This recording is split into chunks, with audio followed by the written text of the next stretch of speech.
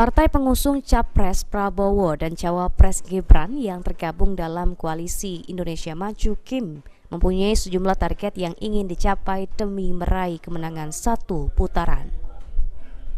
Di antara target tersebut disampaikan oleh Ketua DPD Partai Garuda ialah meraih suara kaum milenial sebanyak 40%. Hal itu didasari karena KIM mengusung Cawapres Gibran yang termasuk dari kaum milenial. Soalnya Pak Gibran sebagai salah satu dari generasi milenial ya, yang kita harapkan karena suara milenial sangat banyak sekarang, antara 40 sampai 60% ini.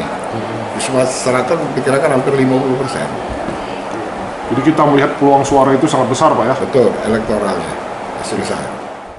Selama ini, menurut Dolmar, di Sumatera Selatan Prabowo Subianto selalu memenangkan suara sehingga peluang pasangan Prabowo dan Gibran menang di Sumsel pada pemilu kali ini tergolong cukup besar. Terkait dengan tim kampanye daerah, menurut Dolmar saat ini KIM Sumsel yang diketahui oleh mantan Wagub Sumatera Selatan Mawardi Yahya masih menyusun struktur dan juga sekretariat. Firman Hidayat, PAL TV.